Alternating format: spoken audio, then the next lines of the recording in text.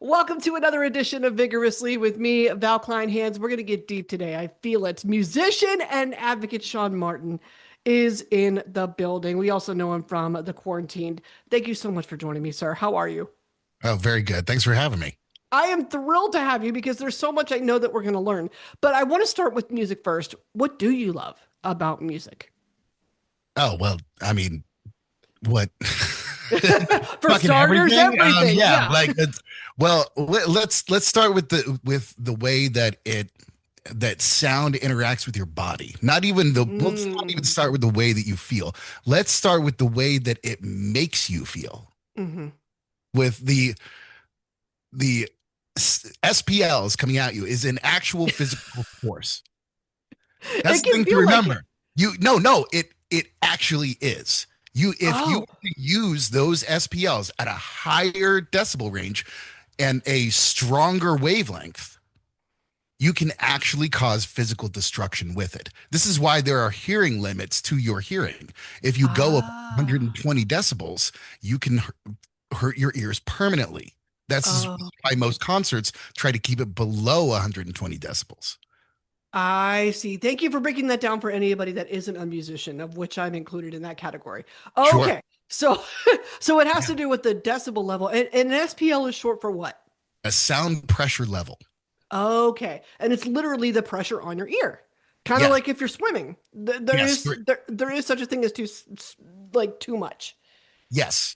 Your ears are what picks it up, but the sound wave is actually traveling through your body. Hmm So when you stand next to a large, bass amp that I'm sure a lot of people who've gone to concerts, they've gone and do that, stand Yeah. right next to the bass and be like, they feel the thing moving, they feel the sound waves moving through them. That's because low hertz waves move farther than higher Mm. frequency waves. And so when that happens, that actually physically moves the molecules in your body to move at Okay. the same distance from each other, the same Wow. speed from each other that creates hertz that we measure in hertz. Okay, now you got me wondering if this is what triggers the emotional connection that we have with it. It is. It It totally is. is. It Okay. is. Because these SPLs actually do affect your dopamine, serotonin, and cortisol levels. Huh. Interesting. Yeah. Or, you're in a bar, Iggy Pop comes on and you feel like you want to fight. Sometimes that Yes. happens too. Yeah, But sure. I mean, thankfully it doesn't too often, but I you mean, feel it. but that is more in psychology and what you feel.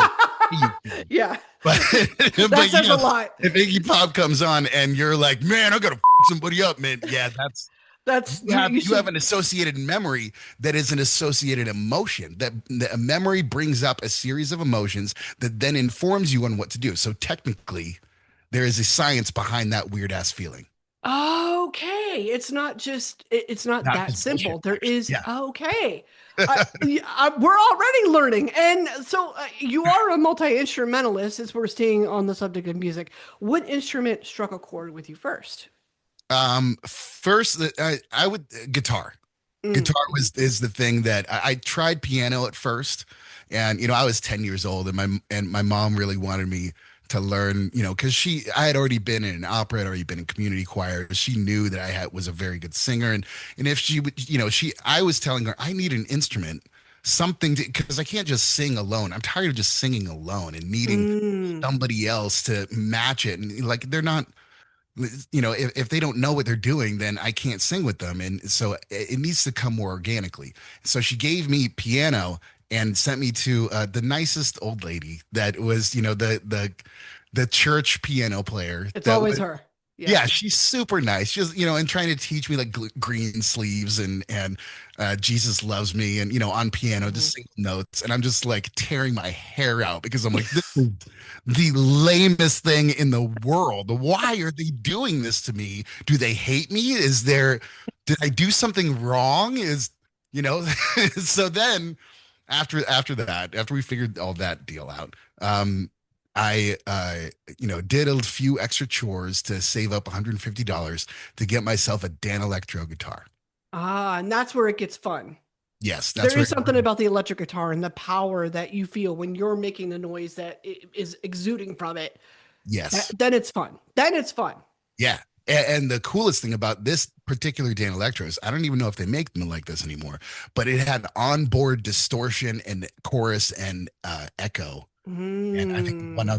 one other effect that was built into the guitar. So you plug it into the guitar and it comes through any amp.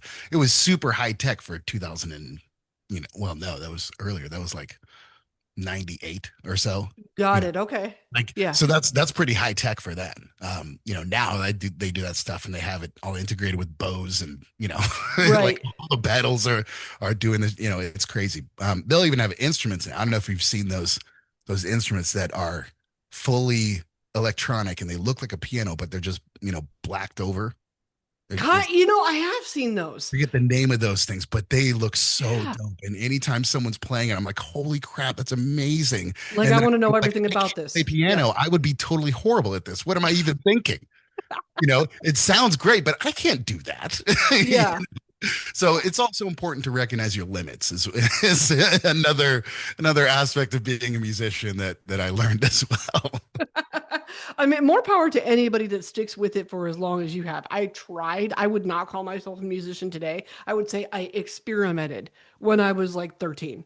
Yeah. Acoustic, with guitar. It started with guitar, Yeah. acoustic, but then something about getting your first electric does change things. Yeah. Something about hearing that distortion for the first time does change things. And then I just realized I got small fingers. I can't be doing this. Mhm. I'm like, whoo, like it's just a lot. And then I think I realized that I was more of a fan than the kind of person that actually wanted to put the time and commitment that it does take to actually do it Yeah. and make the sound itself. Why do you think you've stuck with this for decades now? Oh, it's a need in a way. Mm-hmm. Uh, um, the the modality of expression is one thing, and there is a problem with always needing to be heard. Mm-hmm. There's a problem with that. You know, Yeah. you can trick yourself into thinking you have to be heard instead of you should be heard. Mm. Okay. I There's, want to there's circle. Yeah, I'm getting it. And I want to circle back to when you said that it wasn't as fun doing it alone, too. yeah. Is that where the quarantine comes in? Yeah, I was thinking from a very young age that that I wanted to make a band. And the quarantine name actually, came to me when, maybe 15 or 16 and I knew that I'd that I had a band name that I wanted to make a band name that reflected the process of otherization because Mm. just starting to learn about, at this age that, there's at this point 7 billion people who live an entirely different life than you. Yeah. They don't know anything about them and you don't know anything about them and they don't know anything about you. So how are you going to bridge that gap? Mm. And coming across that problem, like to me, music was the universal language. So if I wanted to say anything that everyone would get, well, it would be in music, right? Mm-hmm. So It's a that was my mentality.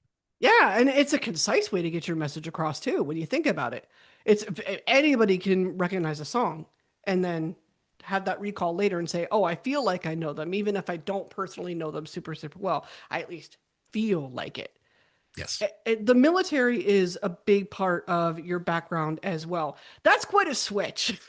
Go creative, endeavors, creative arts, and then military. Walk me through that. What was going on? Why the switch? Okay, so it'll seem like it's taking a sharp left turn erratically, Hmm. but you have to understand the kid beneath that choice. Okay. And this kid was very angry. Mm. This kid had a lot of different injustices and traumas that happened to him that he didn't have an answer for. Mm. And looking through the different religions and looking through the different philosophers, and I came to things that resonated with me but maybe weren't necessarily the right answer, like for example nihilism. Mm. Nihilism is a good catharsis when you finally come to realize, man, all this shit is up, like It doesn't everything, matter. like None of it. everything. Yeah. None of it How, matters. yeah, like how is everything all up. Well, the answer must be that nothing matters. And then nihilism takes over everything. And now you can't appreciate anything and you don't know why that switch happened. Someone's read Nietzsche. Someone's Oh, read yeah. Nietzsche. Okay. Okay. That, I'm picking up what we're putting down. so, I did give the will to power a go, and it just because it's this stream of consciousness, it was kind of hard for me to follow. But I yeah, appreciate the sentiment. yes. The ideas behind it. For me, I'm the kind of guy that I learned a long time ago to try and find the core of what things, what people are trying to get across, especially when it comes to philosophers, because they are historically long-winded. Mm, But as I am now. But anyway, the point is that in choosing to be a musician, um, it was a choice that made me, you know, have a modality of expression. But the military brought a different level of understanding real power in real relationships. what's the difference? Well, music won't teach you how to kill someone. The military will. Okay, big difference right there. Yeah. Yeah, yeah, I totally understand that. I mean, you are in. I would imagine that you're in the thick of it in the military, and yeah, you do have to really, really get to know somebody else, trust them, and do so very quickly. If you're Yeah. if you're in a situation where you have to act and you have to respond to whatever it is that's happening around you, so there's a lot going on. Your ability to trust your comrades, your ability to trust everybody around you. How did you foster that? How did you nurture that? Well, it's you try to, but it can Mhm, fall apart. And mhm, in my situation, it did. You know, even after it didn't matter how much I had really given to the platoon and tried to establish myself as, you know, as an accepted as a member of the platoon. mhm. Eventually, that didn't matter when it came down to me asking for help. They took that as the threat, Interesting. Why and so? because at the time the culture was you don't talk about anything. It was very very much like it was based in operational security. But when it came to asking for help, that's admitting a weakness that is Ah, that they can't check and they can't do anything about. and then I So want to think about, yeah. yeah, and so if you're always walking around with what they perceive as a weakness all the time and there's nothing that they can do about it, you become disposable to them. It's just Mm, the way that it is. And at least that's the way that it was at that time with this group of people. I know different other people who had gone through a similar thing where they were in deployment, some crazy happened to them. They started to notice a real difference in themselves. 4 to 5 months later, they start asking for help. And they say, usually they would tell them, just wait till we get back to garrison. Like, what's the big deal? What's another month? What's another couple of months? What's another? And then, of course, everybody's deployment gets extended, so it turns in from mm, just a month to, well, just another 3 months. Okay, mhm. just another 5 months. Okay, just another year. What's another year? They Yeah, would do that shit all the time to yeah. serve.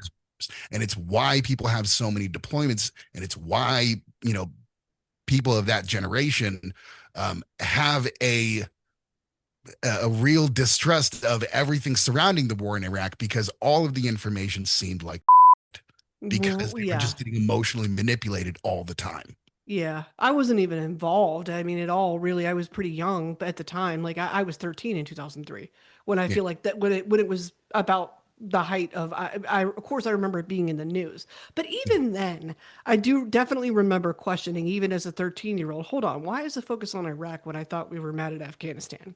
Calling back to September 11th. Right. There's questions. I think it's good to question. I think it's healthy to question. I Yeah. understand that at the time, it certainly was frowned upon. Mental health discussions were nowhere near where they are today. Well, I Yes. mean, we can start there. And I think it's also interesting that, you know, you made mention of the fact that it's obviously hard for anybody on active duty. It's hard when they're in it. They continue to be deployed. They continue to be deployed. I'm somewhat aware of the fact that it's just as hard when they come home and there's limited resources, or there's no access to resources in some cases, or it's hard to achieve those resources in some cases for a number of different reasons. Did you have the same experience when you got home? Were you able to get whatever kind of treatment that you wanted? Um, yes and no. Okay. Um, there's definitely individual basis, but the real rub between transitioning from military to civilian Hmm. uh, is there's a mentality when you have an entire organization that is taking care of a lot of different that you don't even really need to think about. Hmm. And then when you they teach you to solve problems in a specific way. They shape you into a hammer. Mm, You're finding all nails because that's what they set up for you to do. okay. They've created and perfected the relationship that you have with the rest of the world so that you can do your job effectively all the time, 24/7, and never stop. Hmm. Right. So when that whole process stops, and now you're facing an organization that is telling you, um, simple things like, oh, we lost your paperwork, or some mistake happened. Oh, it just got, forgotten, Oh, or whatever. That feels like a personal affront.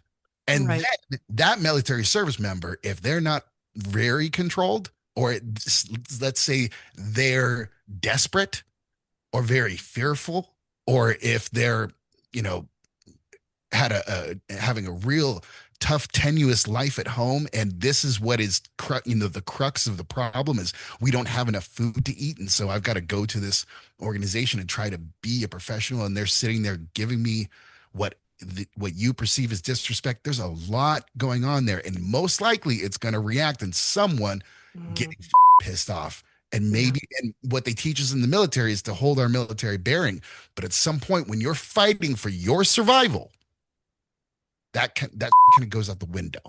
And we're Yeah. seeing that in a macro economic level, on a national level, and an international level that we just haven't seen in for our generations. Our generation has never seen anything like this, nor do we expect to have this level of scarcity Hmm. around the world.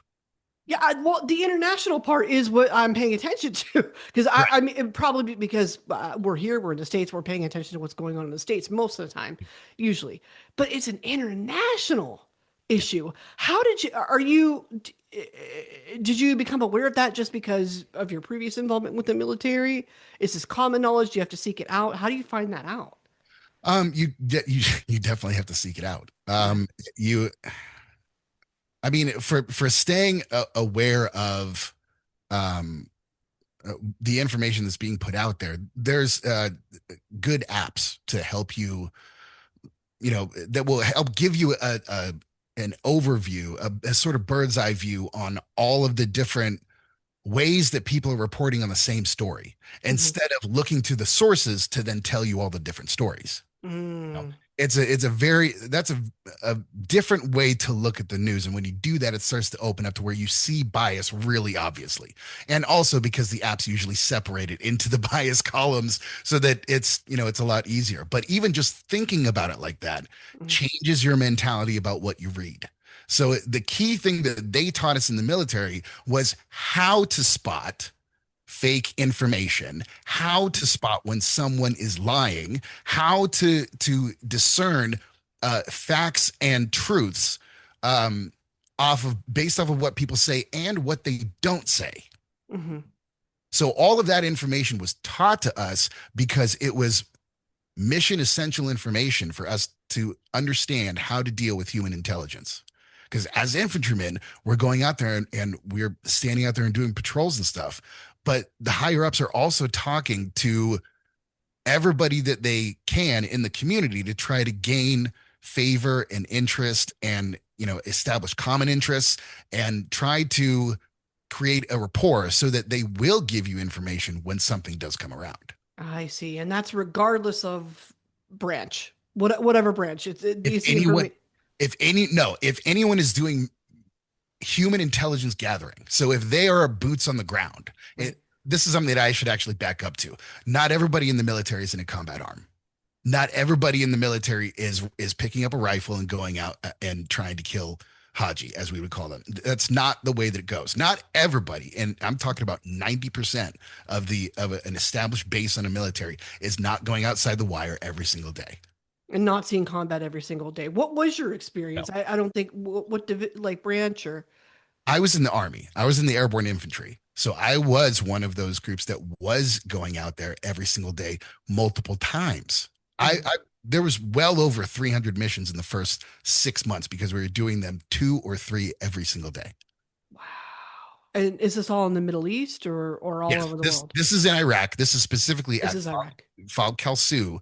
It no longer exists in Iraq. It's about 30 miles south of Baghdad, and there was a sort of tri-city area that was like around it. It was like, 3 cities that were connected by by a few highways.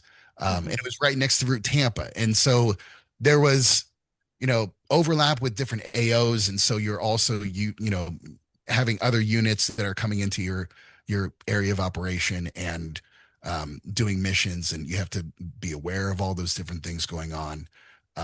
So there was a lot of coordination.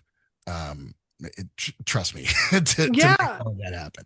Well, there would have to be, and that sounds exhausting. And then you add the layer of what you've been transparent in public about, and that's what happens after the fact and the PTSD, Yes. especially when you're doing what you're talking about. Like I can't even begin to fathom it. When I read your bio, and what stood out to me in the conversation of PTSD was just your importance placed on the concept of reaching out to others instead of shutting out, and how crucial that was to managing your PTSD. So, what other tips did you learn in regards to how to open up when you didn't really feel like it? We all go through that.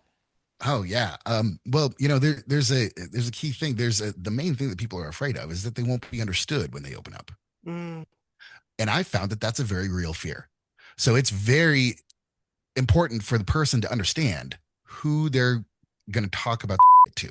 Because if they just start unloading to people and they're not ready or prepared for it, if they can't see you in the situations that they're talking about, there's, or they can't imagine a version of you that does the kind of things that an infantryman would do, then mm, that conversation is going to be fraught with arguments about things you won't really understand, and it'll really be more about their reaction to it and less about what's going on with you.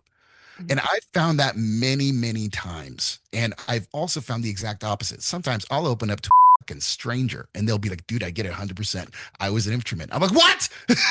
What? On That's the bus crazy. I would meet people like that. So like that, you never know. And Yeah. sometimes you can just tell because we have intuition. We have a heightened sense of we try to refine our intuition to become, you know, uh, prescriptive instead of reactive. Yeah. Somehow Yeah. you're able to find commonalities really, really quick. Like Yes. in my case, I can spot another Italian American. And then we can Exactly. and we Yeah. can and we can have that bond, and there's definitely certain experiences that we're like, I did it too, that was me too. Or even just being a metalhead, that's funny too, for the same reason. We all love the same Beavis and Butthead episodes or whatever. Like it's funny for the same thing.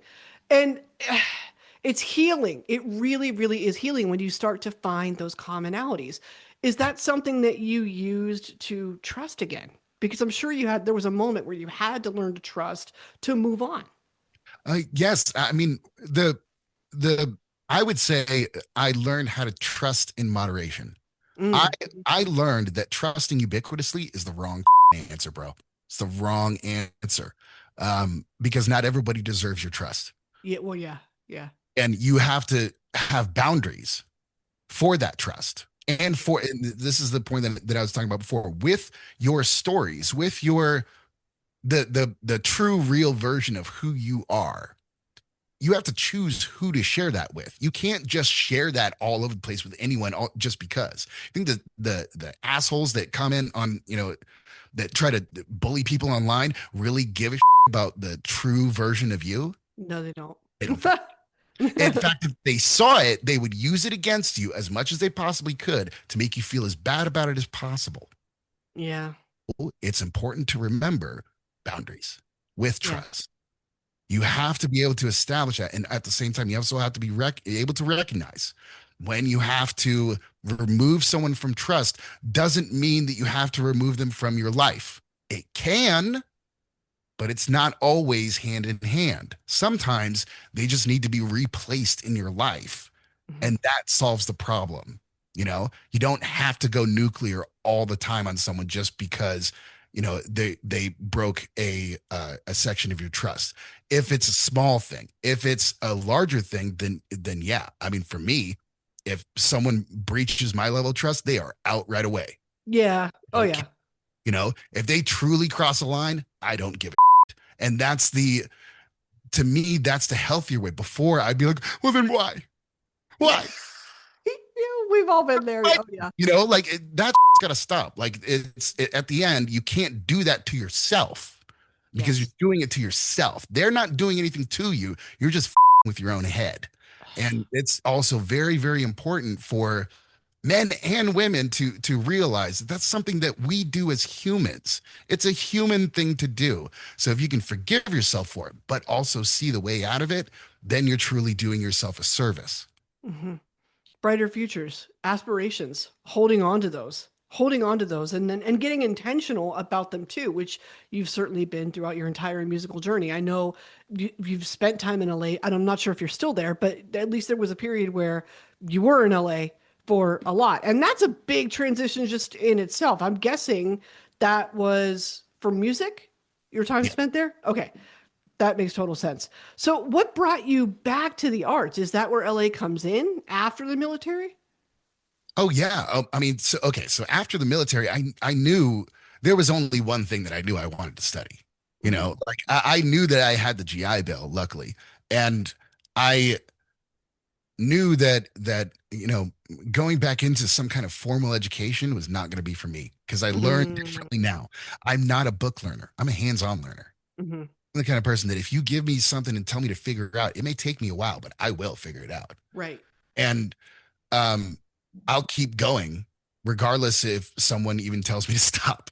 So, so like I'll just keep learning all the time, and I don't care if you said move on to something else. I'm like, no, because this is more important than what you're talking about. So I'll do that as a student. So I'm not always the best student, but I'm I'm always going after the truth and knowledge. Um, so I encourage people to do that, but that was my I knew that I wanted to go and do music. I just didn't know where. And I was looking Mm, at Minnesota to go to a music school that now will no longer exists. It right. closed in dramatic fashion abruptly. There was news about it, and I was laughing my ass off because here's the story that I got from them. So when I showed up there in Minnesota after, everything, I had my GI Bill and I was all bright eyed and bushy tailed, ready to go into music school. They said, "Oh, yeah, sure, you'll be great." We fill out the application. "Oh, that sounds good. You like the school?" "Yeah, that sounds good." "All right, come to our audition." And they're really just, some kind of informal sort of, it don't really have an effect, really that much at all. Hmm. But, just go through it just so we can, it's kind of like an orientation. Well, that was a total lie because Mm. the guy who was giving the evaluation knew that it was the one thing that if you didn't get, you didn't get into the school. Hmm. So when I went in there, he was extremely harsh. "You only know two versions of a pentatonic scale. The hell's the matter with you, man? What, you coming in here and playing Voodoo Child, and you don't even know anything about, any of the jazz? You don't know Oh, like any of the jazz tunes, or you don't know anything about, Charlie Parker, or you don't know anything about Frank Zappa, or any of those, super art, the high level jazz fusion dudes." And I'm like, yeah. "Man, I have never heard of any of those dudes. Why does that matter? Can't you teach me?" And he's like, "No, man, get out of here with that." And he, Ooh. he said, he said, "You only know two versions of the pentatonic scale. You don't belong in the school." And I Hmm. was like, "All right, fine. I won't go then. And 2 weeks later, they give me a call back and say, "Oh man, why aren't you in classes?" And I What? said, "Because," yeah. And I told them the story, and they were like, "Oh, we are so sorry that he should not have done that." I'm like, "Well, he was actually operating by the manual. When I looked up the rules. That's what it says. It says if you fail the audition, you don't get into school." Oh He boy. told me I failed, and they were like, and I was like, "Yeah, you're done. Bye." And didn't Yeah. even deal with them again. And when I saw them implode, I'm like, "That's why." Interesting. It makes me wonder if they like got some weird validation from doing that, from that whole thing. The guy did. Yeah, that's what I'm I saying. mean, Like, ooh. dude, gatekeepers are, but they are all over the place, and especially when it comes to knowledge. The number one thing Mhm. that I found, the biggest problem that I have with formal education is gatekeepers and knowledge. People trying who think that because they're PhDs, they can't talk to someone who isn't a PhD. Mhm. They won't understand what the high complex things that we study up in this upper level. These lower people would never understand it. Man, if you're a expert, you should be able to explain it to the youngest person possible, the youngest person in the room, the dumbest person in the room, and have them fully understand you and completely get every single idea. If you're a true master of your craft, that's what'll happen. You don't shy away from that. When you shy away from it, all it shows me is that you're a weak ass and don't know a damn thing. Well, and be humble enough to present it that way, for Right. crying out loud. Right. And that's the true harshness that needs to come with that instead of, "Oh, I'm not good enough. Okay, I'm sorry." Like Mm, that's the response that needs to come from the people to these gatekeepers who think that their knowledge is too good for people. That's mhm. insane. Insane. And the Yeah. fact that they are all over education and included in music education makes me want to punch them in the face. They're Collectively, all of rampant. them. It's an epidemic. Yeah. It is an epidemic. No, I mean, truly, they're in every industry. I think Yeah. everybody on the planet has encountered some form of rejection at least once. At Yeah. least once, whether Yeah. personally, professionally. So, and I know that validation is important to all of us. It's important to you. And I'm curious as to what gives you that validation today after going through those rejections so many times. Well, I'll tell you the key to getting through rejection, because it's the number one thing that a music person deals with. You have to deal with Mhm. 10 million rejections and have that not affect what you're doing. So what I do is um, I rely on uh, my sense of being the eternal student. That if Mhm. something isn't good for me, it's not good for me right now. Doesn't mean it won't be later. Doesn't mean I won't find something better. But if I continuously progress and if I push myself to understand more than what I knew yesterday, every single day with everything that I do, eventually the rejections will turn into yeses because Mm. they can't help deny just exactly what you've become. I see. So it's confidence About no, and it's about growth. It's growth. about consistent, constant growth for yourself to grow to make yourself better than you were the day before. Not sit around and point fingers at the world. Make yourself better, and the world will eventually come to you.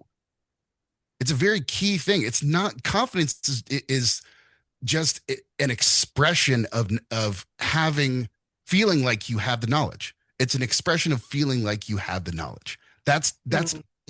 real knowledge. Having the knowledge of what you're doing there gives you the confidence that you need to be there because you're doing something. I understand. You know, if you're going after a purpose and you're going after a reason, you know, if you just need confidence to stand in a room with you know, in a club and like you find the confidence to go up to a girl, man, I don't got for you. Figure it out. But if you're talking about the confidence to grow yourself, to Yes. make yourself into a better person so that when you walk into that room, people go, "Damn, that's the kind of thing that I'm talking about." Yeah, That's well, what I you grow. think it's twofold. The confidence part of it, I think, is twofold. Sometimes I think you could feel so low where you need any little bit of confidence just to start that journey that you're talking about, Yeah, and y'all, just to start to acquire that knowledge that we're talking about. And yeah, then once you have it, you project a confidence naturally that everybody else responds to. It And comes from that's the outcome. self-validation. Yeah, that Yeah. comes from self-validation, from you having tested yourself and grown into and adapted because of the answers positively. Hmm. That's using the scientific method to grow yourself. And when you go through that process, you will win every single time. Because even if you fail, you still learn. Yeah. Was there anything when it comes to the new stuff? Let's talk about the most recent album, Aversion to Normalcy. Was there anything that you learned for the first time in the process of making it? Oh, yeah. Ah, okay. Yeah. What were some of the first, or what were the growth moments there? Okay. So, let's see. So, the one of the number one things that I had to learn in order to step into Blackbird ready to go was to give up everything that I had recorded and done for this album. All of Mm, the performance, because I had tried to record it all myself. That's how I was going to release this album. I was going to say this is a fully self-produced, released album, and like I mixed and mastered it, everything, and mm. I failed. I couldn't do it. I couldn't get the the final product to be exactly what I wanted it to be because I didn't have the knowledge to make it there. I had 90% of it, 80% of it, but I didn't have the final 20%, you know? And if I could either say, well, that's as good as it's going to get, or I could ask an expert. And I Is that chose, what happened? Okay. yeah, and I chose to ask the experts. And eventually I got hooked up with Nathan Yarbrough, who is a absolute expert in exactly the kind of music that we're talking about because he worked with Hailstorm and Evanescence and Mm, Alice in Chains, one of my absolute heroes. Um, and he was telling me stories about working with Jerry Cantrell in the studio, and I was like, "Holy, I'm gonna like just gonna dance, like holy man, like I can't believe that's he's talking about him like he's a real dude, like yeah. like that's weird to me because I can't say that. I can only Right. talk about Jerry Cantrell like he's the God that speaks to me through the speaker, not a dude sitting right next to me. It's Yeah. a different world. And I eventually learned that you know you have once you find and and get the reassure and get the evidence that this person knows exactly what you're trying to do and can facilitate it and will facilitate it. That is where and when I was finally able to give over my trust of the producer hat to him. I see. And you use the word evidence, I'm sure very intentionally. So what so what was the evidence that told you he's the guy? I put him to the test. How so? How do you do this? How do you do that? Oh, What's the asking best him. way to Okay. do this? What's the worst way to do this? What do you think of this way? What do you think of this way? And when he gives you the right answers, that's when you know. I see. Were you getting the right answers just from your own research and comparing? No, I would directly ask him. Like Oh, this okay. part of gathering human intelligence, like I was talking about before, is deriving answers from questions. Hmm. So using the Socratic method to have people show you who they are through words instead of asking them to tell you, because everyone's going to tell you the better version that they have of themselves in their head. But when you are putting a problem to them and giving them the full reign to find a solution for it, you see exactly who someone is. I see. Show don't tell. Right. Okay.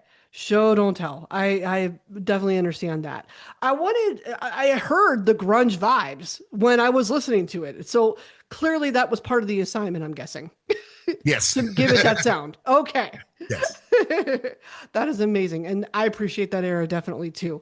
I wanted to specifically ask about Nemesis, friend of mine, because the title caught my eye first.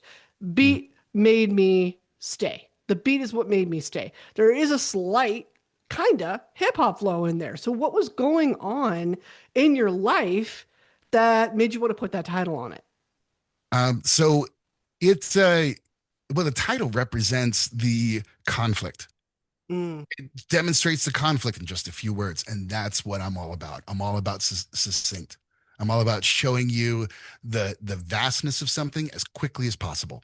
hmm So in everything, in all the art that I try to do, that's one of my main goals. I try to boil it down into its essence so that it becomes, even if it's a very complex thing, you can easily understand it quickly. I see. Was it a stretch for you to put a little bit of a flow on it, or was that something you just wanted to have fun with and didn't really, it is what it is at that point? I actually had to learn. You had to learn. Yeah, I Okay. had to learn how to flow. I had to improve the way that I played guitar and rapped at the same time because I already had Anti-Evangelist before this. This was a song that I did that was rapping verses and singing choruses.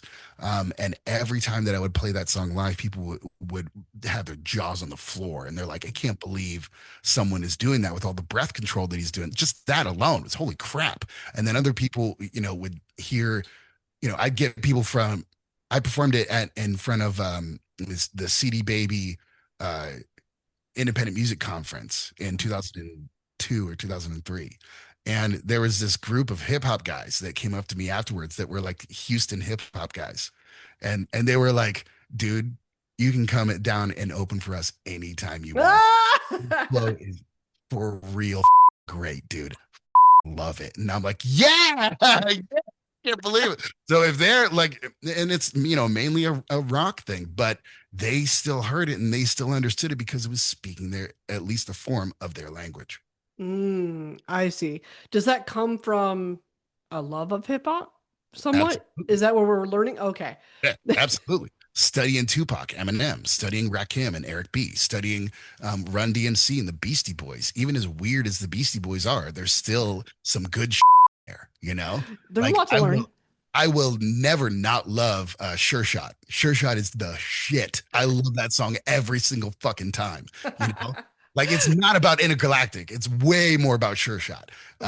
Like that's you find that essence of independence and um self expression that comes from a wise person speaking about the world that they live in. That in essence is hip hop, but to me, that's also punk. Yeah, it is transferable. I always wondered if that's where the connection was made all those decades ago. But it Like, comes from a common interest. It hmm comes from a common human need. And it does hmm that transfers across race and creed and religion and nationality and everything. yeah, We have a collective need to tell powers that be when they're fucking up and exactly how bad they're fucking up. hmm And we also have a need to, when those powers get too full of themselves, to make fun of them, to just shove their nose right in the ground because they need to be. They need to be checked that way. That's what punk is all about. It goes about it in a totally different way. But hip hop is the exact same thing, and they go about it in an entirely different way. But they're yeah, all going after the same exact need. yeah. And then it turns into something beautiful for everybody else to listen to. I always appreciate it. I always appreciate it every single time. So, what is next for you? What can we look forward to coming from you? So we've got new singles coming out. We have Instagram Hell, and we have something that is in the works right now, but I know I can talk about it. But we have a new version of Unspoken Mm, from this record.